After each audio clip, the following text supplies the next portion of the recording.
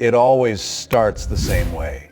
A sound barely there, a low scraping whisper that doesn't quite fit inside reality, like something being dragged across porcelain endlessly and without rhythm. The tone so faint it feels imagined, until it repeats. Again, and again, and again.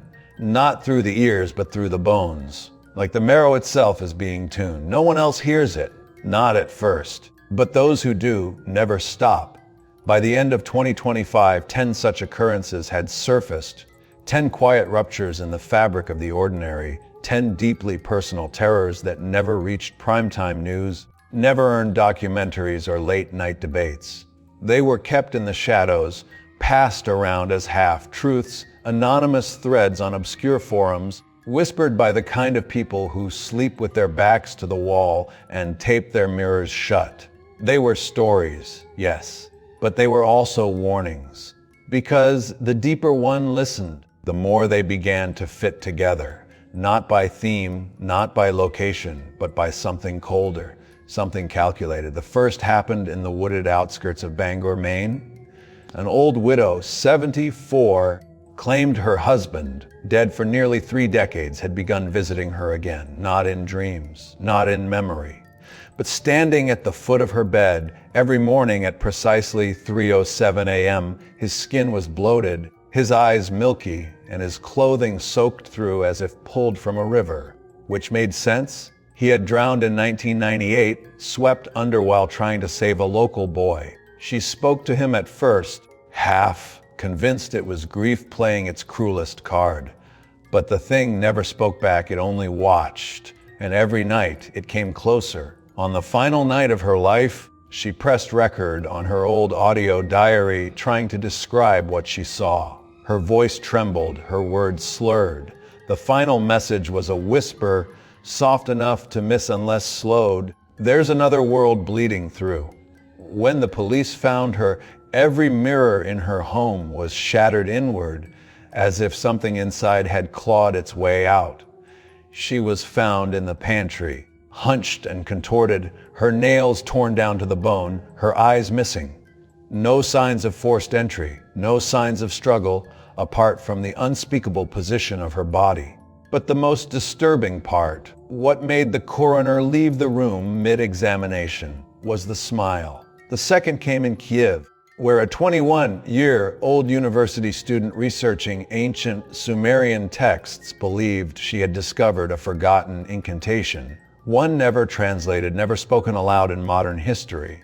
She wrote that the word existed before language, a guttural fracture that forced the brain to remember something older than civilization. She never published the word. She only posted the phonetic approximation, written in glyphs, on a now deleted linguistics forum. Her final entry described an unrelenting headache, a rising tone in the back of her skull like 1,000 insects screaming in unison. 2 days later, her roommates returned home to find her body in the hallway, mouth frozen in a grotesque scream, hands contorted backward, eyes rolled so far up only the white showed. A live mic had been left on during her last experiment. On the recording, a word is spoken, choked and inhuman. One linguist, now institutionalized, claimed it matched no known dialect. But when played backward, the frequency formed a spiral on an oscilloscope, the shape of recursion, the shape of madness. The third event unfolded far from civilization, deep within an underwater cave system in northern Argentina. A professional diver named Ezekiel had gone missing for several hours during a solo descent, only to return to the surface trembling, blood streaming from his ears, unable to speak. His equipment recorded nothing beyond static, except for a soft, childlike humming heard in the background as he reached an uncharted shaft. In the days that followed, he began drawing incessantly. Not landscapes, not what he saw, but the same face, repeated hundreds of times, a child with no eyes, a crown of bone, a mouth sewn shut with red thread. His condition deteriorated quickly. His skin began peeling in symmetrical patterns, lines too clean to be accidental. His brother recalled waking up in the middle of the night to see Ezekiel standing in the corner, muttering in a tongue that reversed itself mid-sentence as if something else had hijacked the language. The last photo ever taken of him, just moments before he disappeared again, shows him smiling faintly, but his eyes are grotesquely dilated, blackened, and too wide, like something was inside trying to look out. The fourth was recorded in a soundproof studio beneath an abandoned subway station in Tokyo, where a sound engineer had been experimenting with ultra-low frequencies. Frequencies designed to bypass the ear entirely, aimed instead at the nervous system. He claimed he had captured a sound older than human perception. Something felt more than heard. After the experiment, he stopped sleeping. The recordings were deleted by his company, citing security concerns, but fragments survived on leak sites. Those who listened reported hallucinations, shadows moving independently, whispers just out of range, mirrors fogging despite no heat. The engineer was found in the studio's restroom, having used the metal casing of a microphone to carve a spiral into the side of his scalp. He had written the word ISTN on the walls over and over, in a mix of blood and marker. His final note was discovered folded into the lining of his jacket. They don't knock, they hum.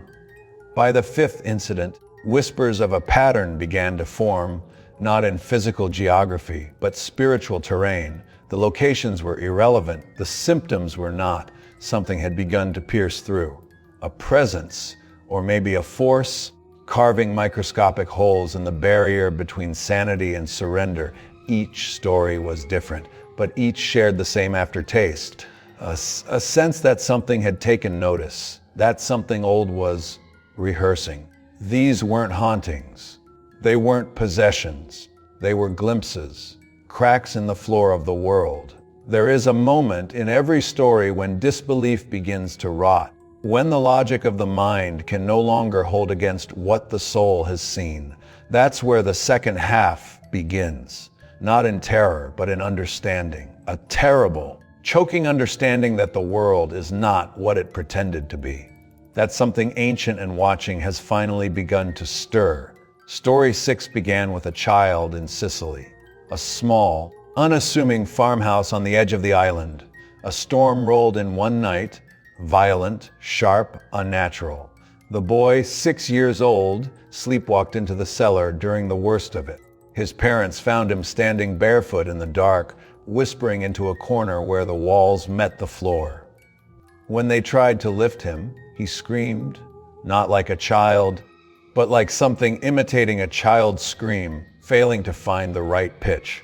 From that night on, he no longer spoke Italian, not even his name, only a guttural dialect that matched no modern tongue. A local priest, called in desperation, recognized the cadence from an old seminary archive. Akkadian, a language dead for over 3 millennia. A linguist was summoned from Palermo. He arrived skeptical, left shaking. The child had spoken a phrase that could not be dismissed. There were 10 watchers. One turned. One waits beneath. Do not name it. From then, the boy fell into silence. But the room he slept in began to change. The wall facing his bed darkened slowly over a matter of days, not from mold, not from soot. It became black, not painted, not wet, but black like absence. Light bent strangely near it. Heat disappeared. The family moved out. The boy was taken to a facility in Milan. He has not spoken since. He only draws staircases spiraling downward forever, and a tall, genderless figure with slits where the eyes should be and mouths where the hands should be. His last drawing, before they took away his pencils, was titled, "It Came Before the Sky." Seventh came from Edinburgh, a series of text messages between 2 sisters discovered after the younger sister, Isla, was reported missing. She had moved into a renovated monastery just outside the city. Something about the age of the stone attracted her, the peace, the quiet.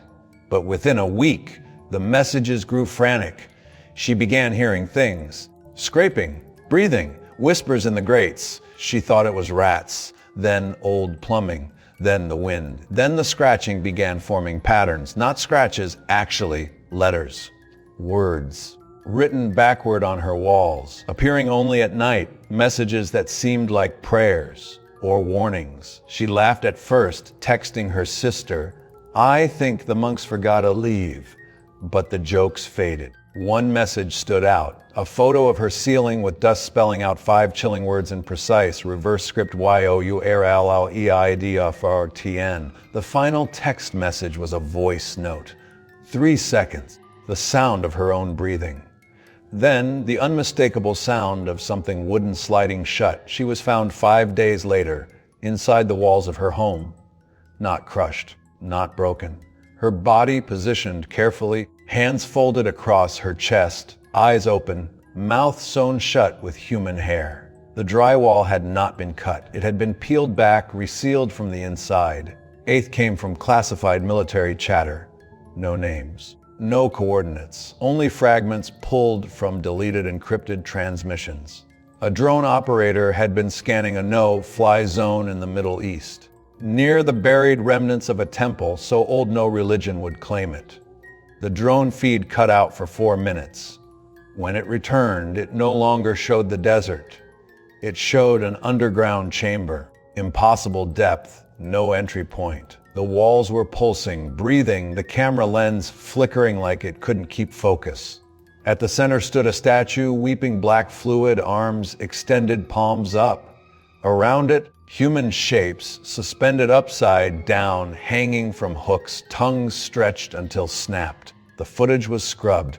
The operator vanished 2 days later, not discharged, not relocated, vanished. But the strangest part wasn't his disappearance. It was what was found 10 days later in Utah, a petrified body matching his DNA with no signs of decay, only rigidity, like stone, like salt. His face was locked in an expression of silent awe, or surrender.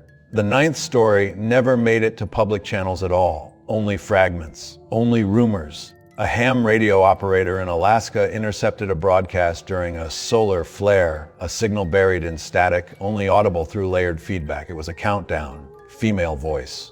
Synthetic. Uneven. It began at 100, decreasing with perfect cadence.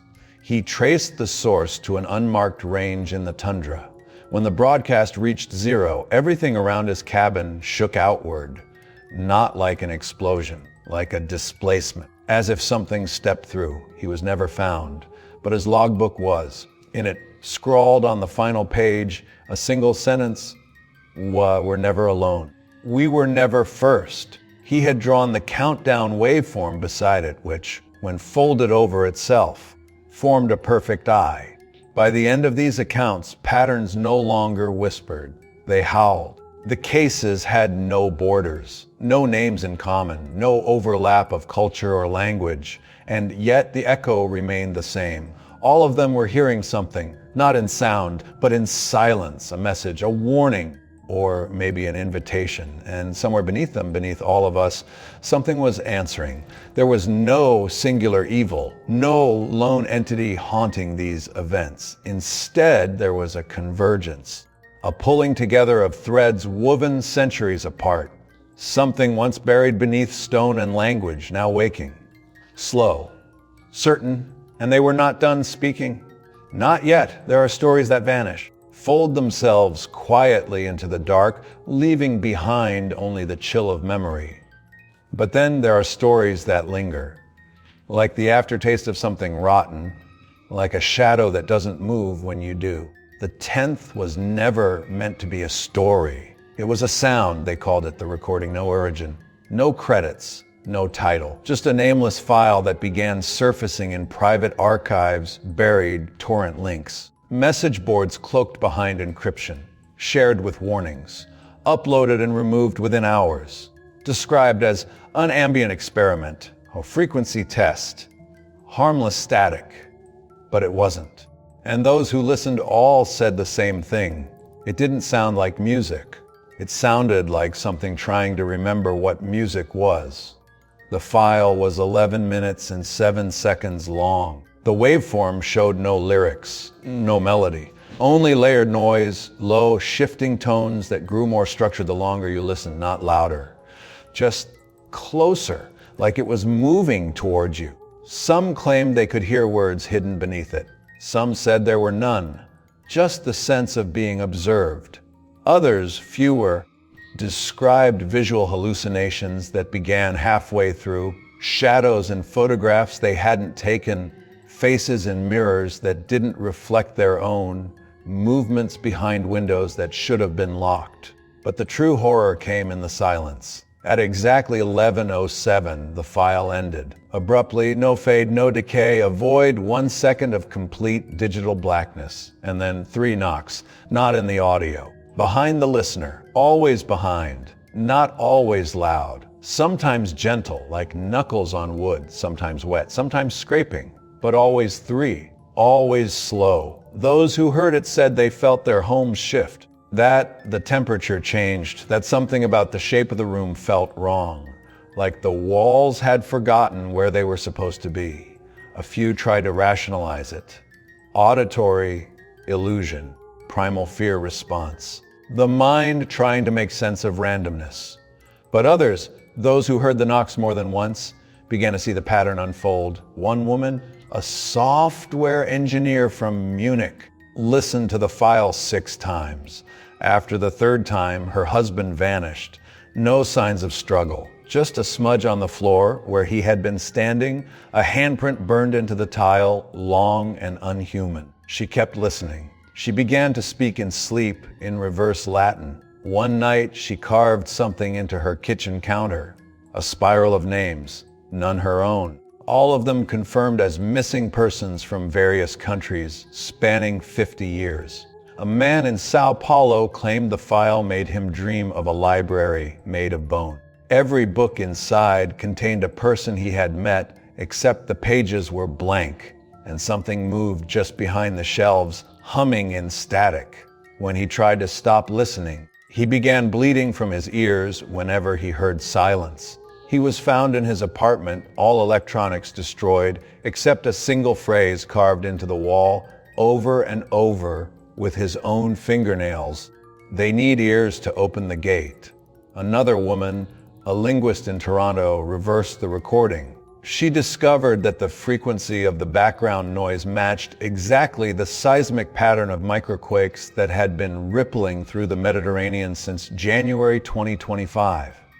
10 tremors, all in a perfect circle around a region of ocean that had no name, no record, no floor data, no buoys, a dead zone. She mapped it, shared it anonymously on a cryptographic forum. The pattern revealed 10 equidistant points, like something was marking a perimeter, like something was surrounding something else. One user, now vanished, managed to extract a spectral image from the audio, a visual fingerprint of the sound. When inverted and enhanced, it formed a crude shape.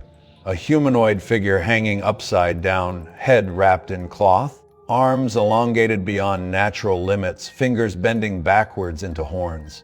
Where the chest should have been, there was a void, not a hole, an absence. It was after that image surfaced that listeners began reporting identical symptoms: weight loss, insomnia, paranoia, and most disturbingly, shared dreams. They all described the same thing: a door in a white room with no handle. From the other side came a whisper. Not words, but intentions, thoughts that didn't feel like their own. Some opened it. They never woke up. The most chilling account came from a man on an abandoned server thread. He claimed he listened to the file and, out of desperation, played it in reverse at 4x speed, layered on top of the original. What he heard made him vomit immediately. It wasn't a song. It wasn't noise. It was a voice chanting in a language older than human breath. He called it the mother frequency. He said the words translated, not literally, but emotionally, they meant, you opened the first, the others will follow. He said it was never just about listening. It was about permission, about letting it know where you are.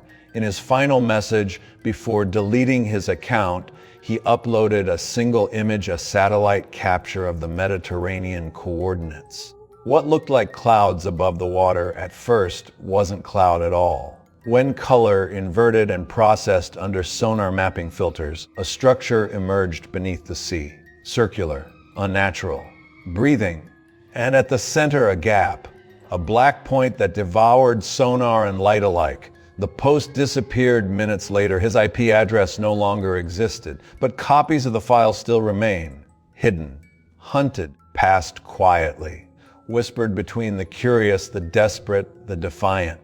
And those who listen always hear the knocks, not because they imagined them, not because they went looking, but because something had already found them, something that has been waiting, listening, counting from the dark beneath the world.